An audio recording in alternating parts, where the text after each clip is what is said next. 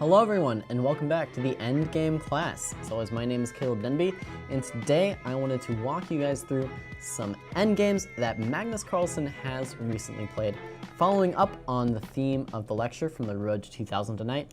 These are endgames from games between Magnus Carlsen and his two closest rivals in Fabiano Caruana and Liren.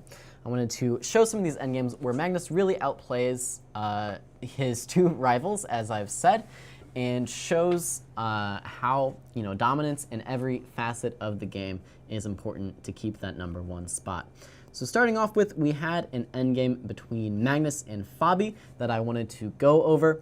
Of course, this is not an openings class, so we're skipping through all of this garbage, and we ended up in this position here, which I'm willing to call kind of a sort of an end game already. So initial thoughts on this end game are likely that it's going to be pretty good for white, because while white isn't up a pawn, white does have the potential to make a passed pawn on the e file, whereas black has a potential passed pawn on the h file. But much more importantly, the white rooks are in better position at the start of this endgame to sort of invade, sort of create very concrete threats compared to the black rooks. The black rooks simply aren't in time to challenge both of these files. Additionally, in the battle of the minor pieces, it's very much white who is winning, with the better bishop compared to the knight. And the way you can evaluate that kind of thing is in endgames that are knights versus bishops, it is useful to look at the bishop and say, okay, well, if this bishop's kind of hemmed in by pawns on its own color, then it's not a good bishop and the knight should be better. But that's not actually the way I like to think about it. I think much more relevant is whether or not the knight is good compared to whether or not the bishop is good. And a knight is going to be good if it has outposts. Even in the end game, outposts are going to be really, really important. Not necessarily as a huge attacker, like you might think of a knight on f5 in the middle game being an important outpost, but more so just so that the knight has a square where it can keep an eye on some pawns and not have to worry about being harassed, having to move around if it gets kicked at a moment's notice. And if you look at this board, there just really aren't any outposts for this knight. There aren't any squares it can feel safe on. If it goes to e5, it has to deal with the threat of capture by the bishop. It also has to deal with a potential f4 break at some point. If it goes to c6, it's true that this is a safe square, but so far back on the board like c6, it's just not going to be very useful back there. And other than that, I struggle to find a single square on the board that this knight is going to be happy with. So white definitely has a distinct advantage here, thanks to this imbalance of the minor pieces, and also thanks to this imbalance of the rooks, white being slightly more active with these rooks. So let's see how Magnus tries to convert this slight edge into something more than a slight edge and eventually a winning position. So to start off with, what do you guys think here? White to move. Try and find the best move to push for a win.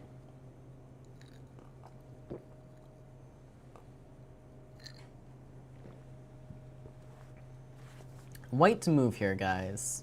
I know you guys are still filtering into the chat room, but try and find something here for white to try to win. I'll give you just a few moments as you all filter in. So just some more brief comments on the position.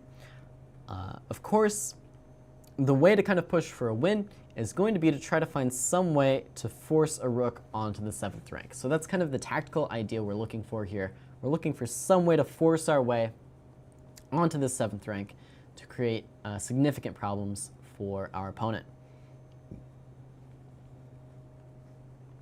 All right, I think people are still coming into the chat room, so I'm just going to reveal this one. The move, of course, is the move rook to d4. This is the best way to kind of build threats in the position. The reason for that being is rook d4 makes a very concrete threat of playing rook c to d1, which would just be simply winning a knight. And so this very much forces black's hand to make some pretty tough decisions here. Now, in the game, Fabi chose to play the move knight e7. And of course, knight e7 is being a little bit too friendly to white. The reason for that being the move rook c7 now comes on the board. And after rook c7 happens, white very much definitely has a almost winning advantage, if not winning already. So a better try for black here, rather than knight e7, letting the rook into the 7th rank, is actually the slightly less intuitive move, knight b6. I did say that, c6 and potentially e5 are really the only two squares for this knight, but b6 does have its merits as well. The point being now, we can at least somewhat challenge these rooks in the center with a move like rook d to c8 here, with the idea being, yes, you got on the 7th rank, but my knight is guarding the 2nd rook's entry, and I'm getting on the 2nd rank as well, if you dare fight me like this. And if white thinks he can be clever and take first, well, then the move rook d7 is definitely going to be putting a stop to those dreams for white. So knight b6, a really interesting idea. The point being, after rook c7, we don't take on d4, but rather play this move rook dc8 and try to get some counterplay. Unfortunately, Fabi missed this in the game, instead playing the move knight e7. Now, of course, Magnus jumps at the opportunity to put a rook on the 7th with rook c7. Now, knight f5 played in the game led to rook g4. There's pressure on g7, there's pressure on b7, and it's not so easy to navigate the complications. There's really only one way of playing here for black to not lose the game on the spot. Of course, white has made a very immediate threat of playing the move e4 and taking on g7 when black might as well be checkmated, because that king is looking very, very stuck. In fact, probably is just checkmated.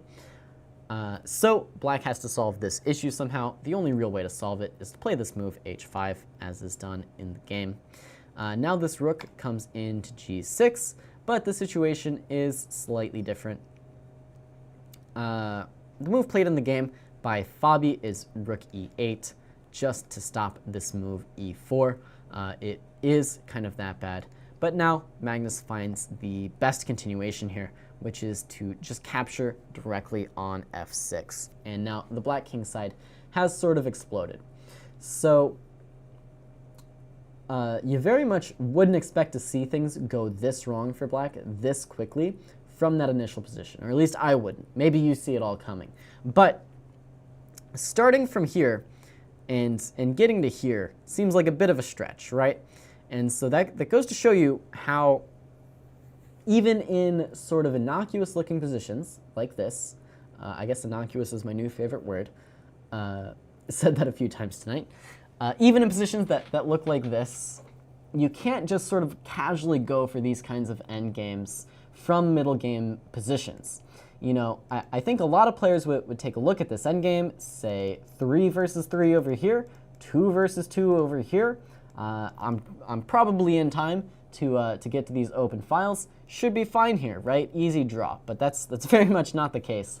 It's not the case for Fabiano Caruana, and it's certainly not the case for lower level players, because these positions are not so simple after all. And with just 1 or 2 tempi, you could very much find yourself in this situation from those starting positions, as Fabi did in this game.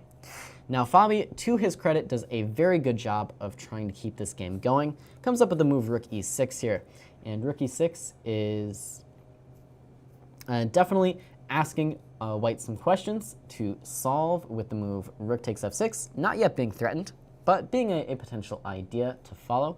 And actually, no, it is just being threatened. What am I talking about? Rook takes f6 is a threat.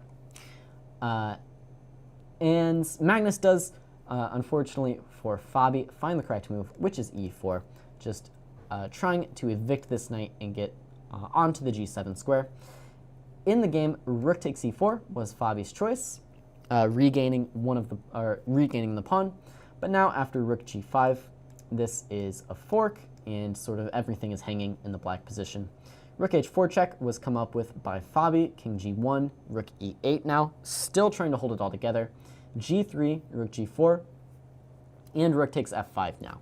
And with rook takes f5, Magnus is saying, okay, you know, you've defended well enough. I'm ready to go into a rook endgame, and I'm going to claim that I can win this rook endgame. So g takes f6 is more or less forced by Fabi here. Rook takes b7 just makes sense by Magnus picking up the pawns. And now, your task as Fabiano Caruana is trying to find a way to get to some kind of position that could, you know, once every 10 games, end up in a draw here, right?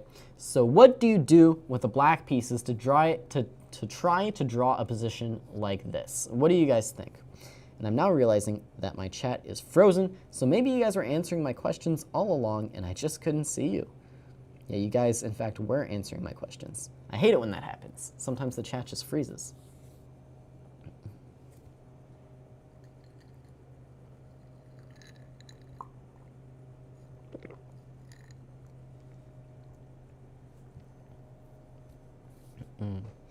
So Jarda says the move h4, and in fact this is the best try here, and it follows this kind of principle that we know in endgames, where if you're on the defending side, the best thing you can possibly do is try to trade pawns to steer the game into a position that is more easily drawn. Trading pawns is sort of your best friend in these kinds of positions, because if you manage to get all the pawns off the board, guess what? You're not losing that position because there's no pawns left on the board. So that holds true here. So definitely the move h4 is black's best bet here.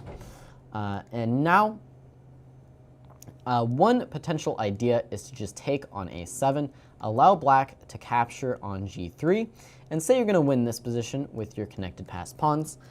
But this is definitely not the easiest practical way to play. So Magnus, of course, does not go for this. I'm not entirely certain if this line is even going to be winning for white, because the king is just so out in the open.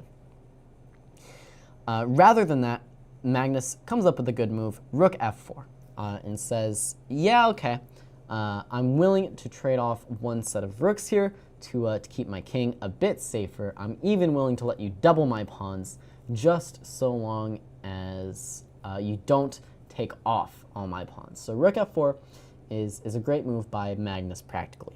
Rook takes f4, g takes f4, played in the game.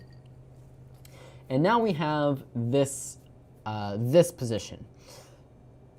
So I'm going to skip through, no, I'm not going to skip through a few moves. I'll ask you to look from this position after rook a8.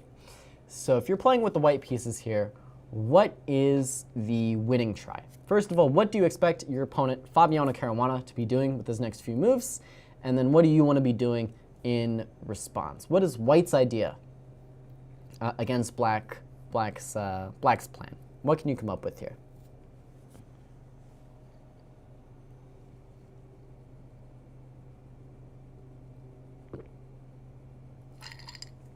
Yeah, unfortunately for black, rook e2 just was not going to get it done here. If you play rook e2, rook takes a7, and you might feel better about yourself, but your king's on the back rank, and these pawns are going to start rolling eventually. Rook a4, b4, a3, rook a5, b5, and the fact is, this rook might look better on b2, but with connected passed pawns, this is just always going to be a win for white. So rook a8 instead by Fabi.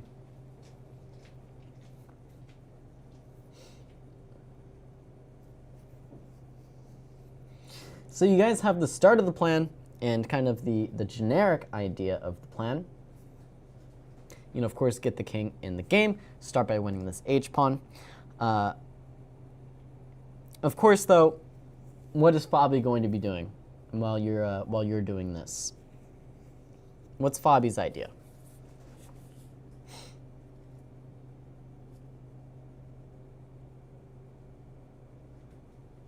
What's Fabi's plan while you're busy getting your king into the game?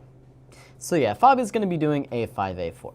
So that's what these endgames are about. It's easy to come up with the principled approach. You know, the principled approach is get the king into the game. But then you do have to start actually calculating, actually thinking. So with the white pieces here, try to see super far ahead.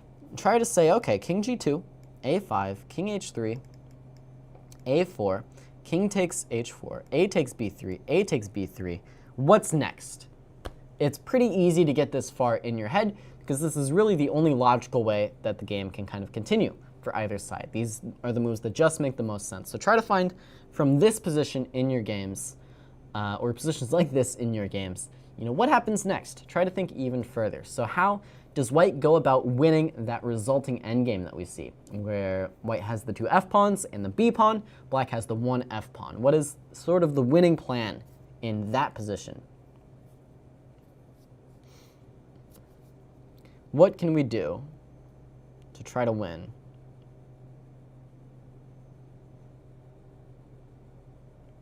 After a4, can't he just play b4? I guess this is an idea to consider as well.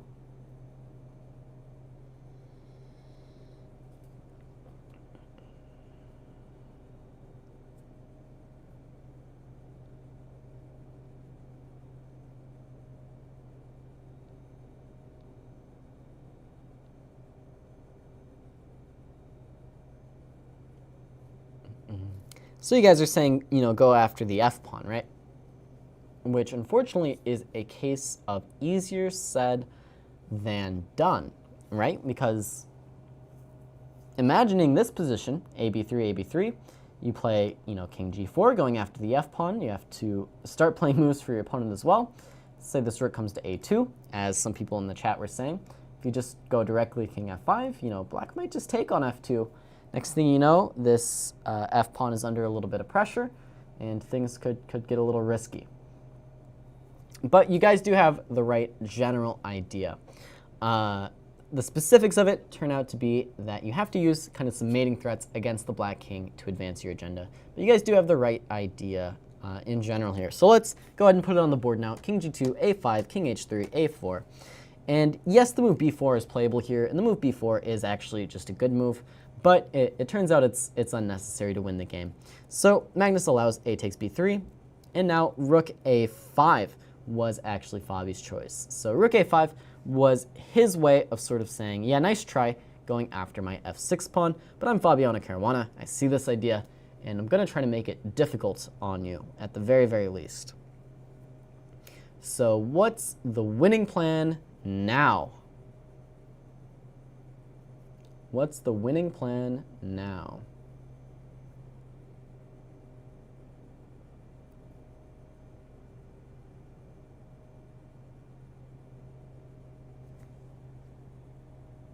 How do we ever cross this 5th rank? How do we do it? b4, b5. Well, black gets to play moves too, right? So b4, what's your opponent doing?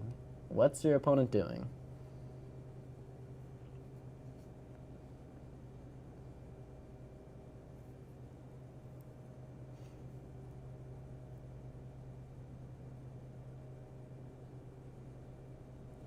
Pushing the b-pawn. Okay, sure, but give me the specifics here. Give me the specifics, everybody.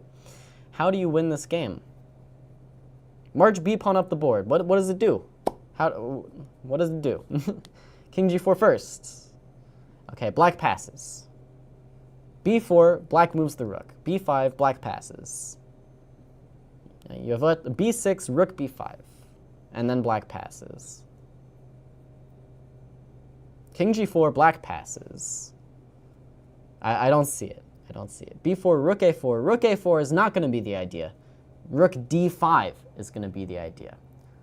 So b4, rook d5. We're staying on the 5th rank. We're not being so friendly to you as to allow king h5. How are you playing king g6? How are you playing king g6? I don't understand. Let me coach b-pawn while using the rook. Well, give me the moves. Give me the moves. Give me the moves. So far, this seems to be the prevailing theory. I said black passes. b6. We'll put the rook here. How do you win? How do you win this position? f3, king g4, f5, f4. Okay, black passes. How do you win? You just bring the king over. Okay, black passes. How do you win?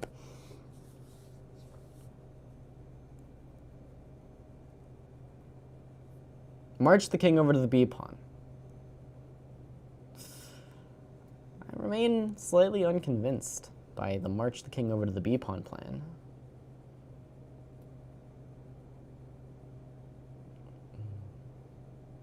Okay, so Carolus has an idea to play f5, blocking the f file, and then king h5, and after rook takes f5, king g6. So let's calculate. Let's calculate first for just a moment here. So let's say you get what you want, black passes, as I promised. You play the move king h5, rook takes f5, king g6. Are you winning this position, and how? And how?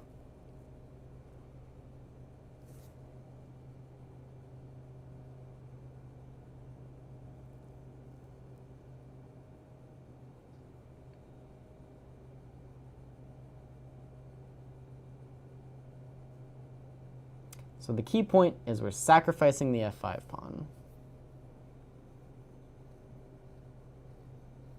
Are you winning this position?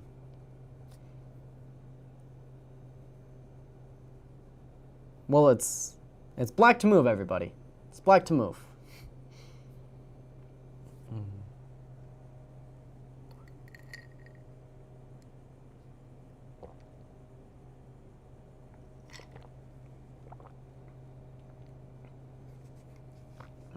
Bashar says no. Rook c7 has been said. Daniel says, completely winning. You guys are not giving me the and how part. Rook takes f2, rook f7 check. King e8.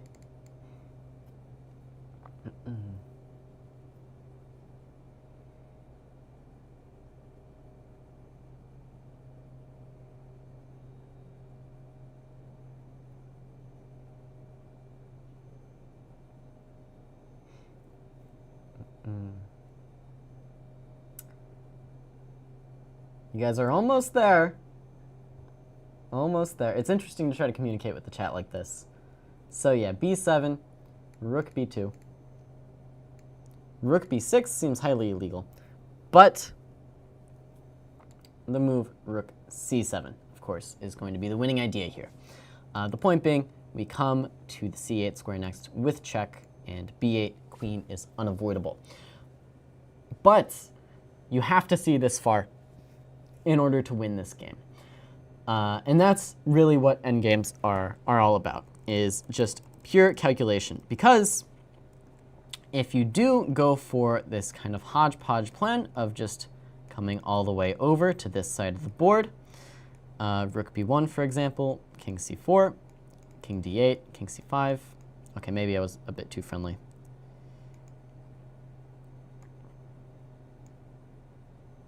Okay, here, rook b1, for example, if you come all the way over to this side of the board, it's not so easy to win this game, right? It's not so easy, right? This rook now has to move, and things can get complicated rather quickly.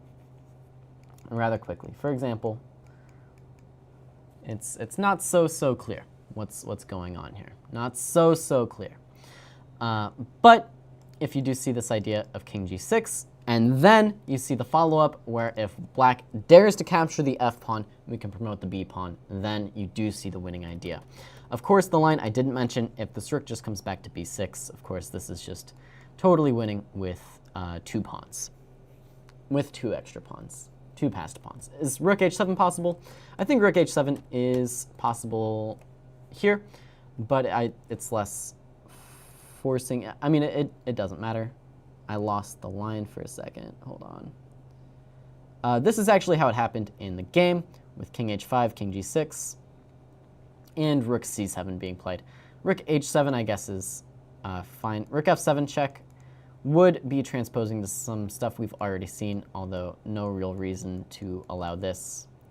Well, I guess this isn't even a threat. But yeah, rook h7, I think, wins just as well with rook h8 check to follow. So that was sort of the softball to start the class with, and it actually ate up quite a bit of time. So just some key notes on this rook endgame here. First of all, from this starting position that we took a look at, even though it does look rather tame, white is very seriously threatening just kind of winning the game on the spot by invading on the 7th rank as he did. So don't judge a book by its cover in this case, because you can end up in quite a great deal of trouble from starting positions that look as simple as this one. Also, notably, Magnus's technique when winning and Fabi's attempted drawing technique, h4 is a great idea to attempt to get closer to a draw, and rook f4 is also great, keeping as many pawns on the board as possible. And from there, we did discover this winning idea of sacrificing the f pawns in order to get the king in to g6 and advance this b pawn, the last little bit that we needed. Of course, by the way, if black dared to play a move like king d8 and king c8, well, you're running into a little bit of trouble with your f6 pawn as well. So that is that endgame. I want to move along now to another endgame here. We've got one between Magnus Carlsen and Liren. In this position, I suppose we'll start. I did kind of speed through some moves there to start with, but let's take a look here at what's going on for Magnus Carlsen. So we have another case of the bishop versus the knight. And in this case, we have a isolated pawn on d5, an isolani, as they say, and a very strange looking sort of fluid structure for white on the queen side and in the center. And once again, some reasonably active pieces for both sides in this case. No chance this time of a rook really getting to the 7th rank immediately. So a slightly more balanced position, I would say, in this case. And so let's see what happened. The move rook a5 came on the board. And so, of course, white isn't interested in allowing this rook to get super active. So we just see the move bishop d3. And the point of this move is that now if you continue with a move like rook b2 check, I'm just going to play bishop c2. And without too much further ado, I'm going to play a move king b1 and king b2 and get you out of my business. Of course, if rook a1, I'm responding with bishop b1, and then king b2 is coming with tempo. So not a huge deal over on the queen side, actually, for white, although it does look scary at first glance. Knight d7 was Liren's choice in the game, and now king c1 gets played sort of voluntarily by Magnus, just keeping out this rook. Rook c5 played, and now king b2 to keep an eye on these entry points. Rook e8 now by Liren keeps an eye on this weak e-pawn. We have rook e1, knight e5, and now the move b4 comes with tempo on the rook. Now in this case, Liren decided that it was in his best interest to take off the minor pieces. Magnus could have considered trying to keep this bishop on the board, but while I said in the last game that the knight looked bad because it had no squares, this knight definitely has some squares. Specifically, this e5 square to start with is a very great square. And if white ever wants to get rid of this knight, he's going to have to make some very serious concessions in a move like f4. And as soon as f4 comes on the board, guess what? This knight has an even better square on e4. So because this knight has squares, the bishop isn't really going to be much better in this case, which is why we see Magnus happy to just trade it off on d3. So we do see this trade, and now rook b5 is the only move to keep the pawn defended, and king b3 is natural, bring the king up to support these queenside pawns. We have king to f8. Rook a1 now pokes at a7, makes it come to a6. And now I'd like you to try and find the winning attempt, the winning plan here for Magnus Carlsen. See if you can come up with what he came up with here to try and win this game. It's a pretty nice idea. Did Anish beat Jan? Not yet. Mushunga? Not yet. I believe Jan won the mini-match here today, and so they will be moving to a third mini-match to determine the series.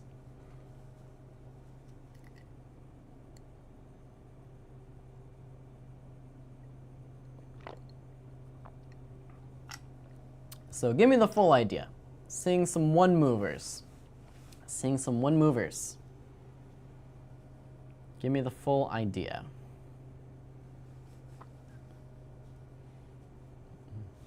Yeah, so everybody and their grandmother wants to play the move rook a5, but explain why, and give a line. Give a line.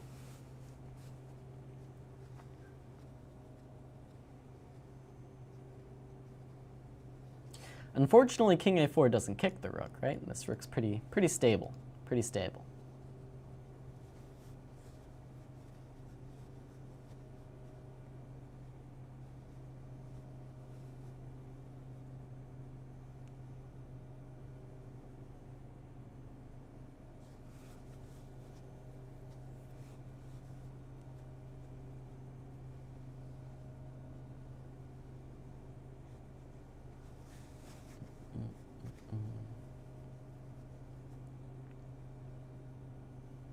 So you guys are on very much the right track. You're getting a little bit distracted by this d-pawn. It's not actually all about the d-pawn, but it is very much about getting the king into the game. And you're very much correct about that. Rook a5 is a great move here to try and win this game. So it more or less forces the move rook takes b5. You don't really want to go for this structure. Unfortunately, this is just kind of dooming you to an eventual rook swinging around. For example, let's say king c2 immediately. Maybe not. Maybe just a move like g4, taking advantage of the open space, and this guy kind of has nowhere to go. And whoops-a-daisies, all your pawns are dying. So rook takes a5 is going to be the move. B takes a5. But now, unfortunately, after the move rook e5, it's not as easy to just sort of win this pawn out of nowhere, right? It's not the easiest thing in the world. If you do these crazy things like f4, well, now all of a sudden this guy is going to be a little bit weak, right? So you can't go totally hog wild here and give up your h-pawn for the d-pawn. So this d-pawn, not the easiest thing in the world to win. Also note that even if you get your king up to c5, okay, well, that was a bad move. As soon as you capture this guy, I'm taking on e3, right? So this is not just like a free pawn that you're winning. So what is the further winning idea after, for example, king b4, king e7 as played in the game? Of course, you don't just go after the d-pawn. I'm sure you guys all also realize that you can go after this b-pawn and a-pawn as well. But how do you get there?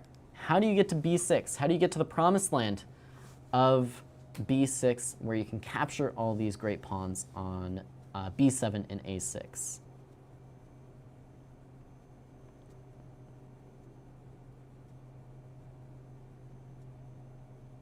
How do you actually get there, everybody?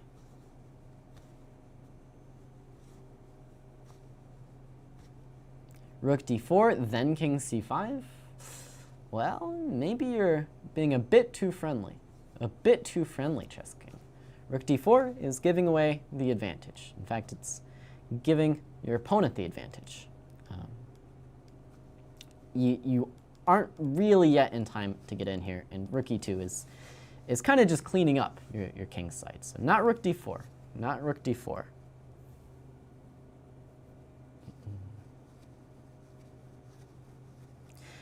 So what's the problem with king c5? King c5 is the natural move, but there's a problem with it. There's a problem. It's not all so easy. It's not all so easy.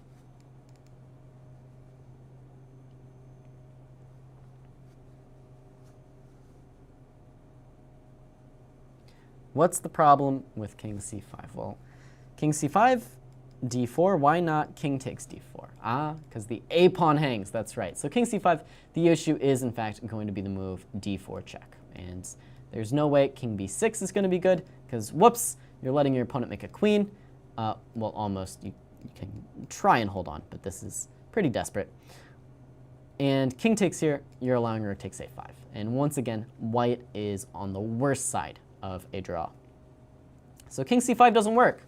So what is to be done about the move d4 check? How do you try to win? So yeah, you guys now putting in the chat the move f4, and I think this is the best try. Now maybe Black still could have held on to things a bit by playing the move rook h5. I think this is the best resilient defense here. If white tries to continue sort of stubbornly with moves like g4, we get takes and takes. And after rook a2, we are, for the moment, still preventing king c5. If white gets ambitious and plays king c5 directly, now still rook a2 and king b6. And black has a pawn. You know, your king got active, but black has a pawn, and that pawn's not going away. For example, king e6 just solidifies here. And a pawn is a pawn, as they say. So in the game, though, Liren plays the move rook e4, and this is definitely the move that permanently gives away the advantage, I think, to white. Now king c5, as we were all thinking, rook a4, king b6, king e6, rook d4 is now taking more control of the center.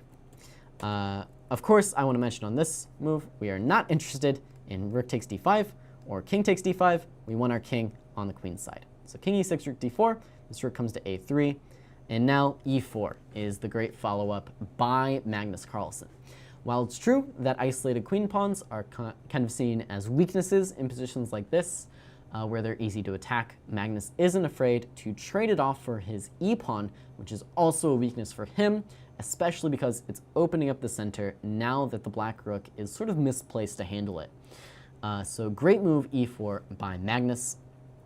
Rook b3 is a check. However, we do not care so much. Simply king c7, allowing rook takes c3 if our opponent dares, because it turns out these pawns are going to be much more valuable. Oops, hit the mic. D takes e4 instead. Rook takes e4 check, king f5, and now the key move here for Magnus. What do you guys got? Every move is good, but the key move, of course, is rook b4. Interfering with this rook, and now these pawns will die. Rook takes c3 check, king takes b7, rook c2, g3 played in the game.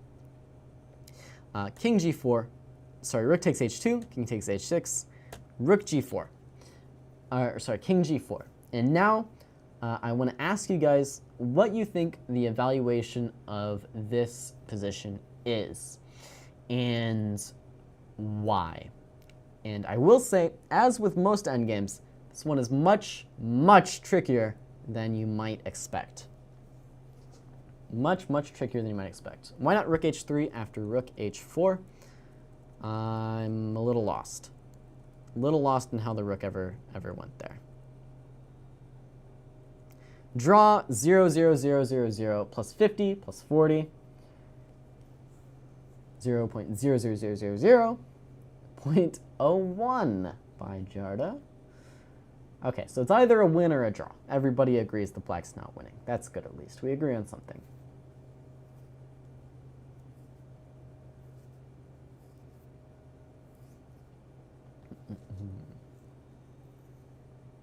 White winning.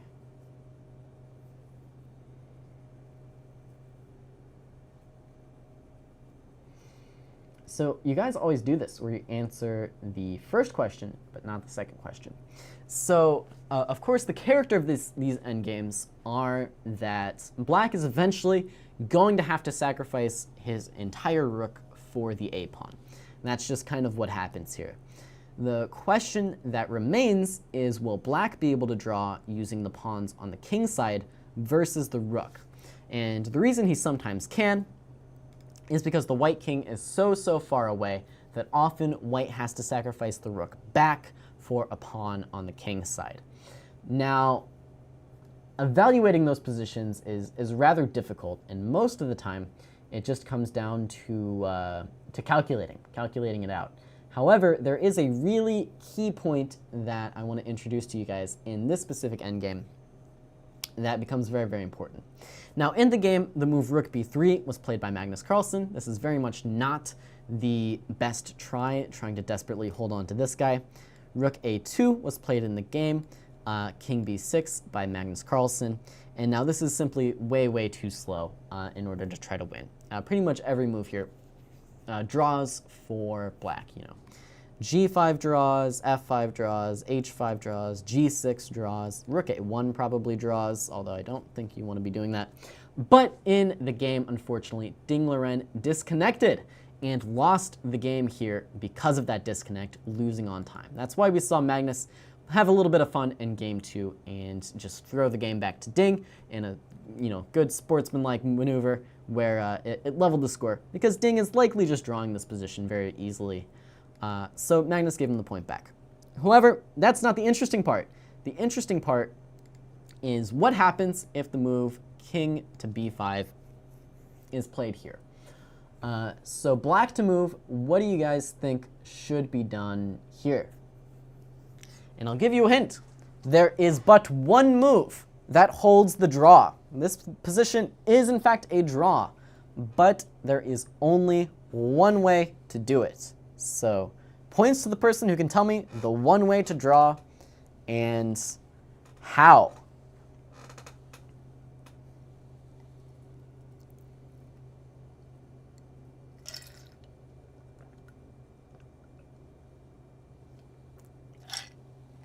Rook h5 check and take the pawn is being suggested. King takes g3 is being suggested.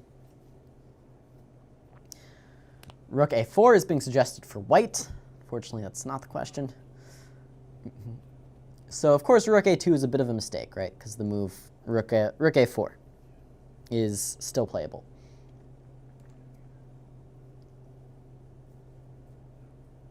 This is kind of the point of king b5, is we're preserving this option to play the move rook a4.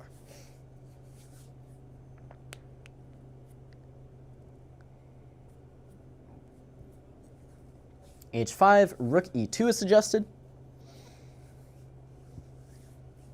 All right. So in all of the chat's infinite wisdom, none of the moves suggested are drawing. Of course, you don't want to sacrifice the rook so early. You want to hold on to your rook sort of as long as possible here. Because now the white king can just kind of get back in time. You haven't gained any time on the king's side by doing this. So a better version of this is the move rook e2, which was suggested, or rook d2. They're kind of the same. I think even rook c2 is the same. And the point is, after a6, you are just in time to come all the way back. But as there was one drawing move for black earlier, there is one winning move for white here. So we'll discuss that later. First, find the drawing move for black. Nobody has suggested it yet. Literally 0 people, unless I'm mistaken. Yeah, scrolling back up, I don't think anyone has said it yet. g5 has been suggested, king takes g3 has been suggested, and we do have our first correct answer, and that answer is the move f5, which is rather counterintuitive. In fact, very counterintuitive, I would dare say. You would think that, f5 isn't really the move that helps you advance the pawns, trying to make a queen, but the fact of the matter is, if you do try this very direct approach of just getting the rook in front of the pawn before it's too late, you are going to be hit with a bit of a shell shocker here in the move f5 check. This is the one winning move for white in this position. And then the fact of the matter is, if king takes g3, king a6, g6, f6, h5, king b7 rather, and king takes a8, these positions are just always going to be winning for white. And the reason is, even if you start pushing this guy, guess what? You're too slow. You're just a little bit too slow. And with one pawn still on the board, white is almost always going to be winning these positions unless the black pawn is very, very far advanced to begin with. So this is the key winning idea, is this f5 check. And so in fact, after king takes g3, there is still, I believe, just one winning move here. And once again, well, actually, maybe it's important you start with a6, which does force this rook now to come back, a7, rook d8, and now, of course, the move f5 is absolutely critical with the same idea as before. f5 locking this pawn on a square where it's safe, cutting off this black king from reaching it, and now white is simply winning this position. So really important idea to keep in mind. So after king b5, only move that draws, f5 by black. This is enough to hold the position, but I do believe that this move is actually forced. So really important idea to keep in mind. And so what's the difference here? Well, let's take a look at it. a6, rook e2, a7, rook a8, king anywhere, c6 we'll say, rook a8, king b7, rook takes a7 check, king takes a7, now king takes g3, and wait a second, king b6, h5, king c5, h4. As soon as the king steps over this square, hold on a second, this pawn dies. And if it doesn't, we push this guy all the way down to h2, rook b1, just in time to stop. And believe it or not here, the black king and the remaining black pawns are actually just enough to tie down all of the remaining white pieces here.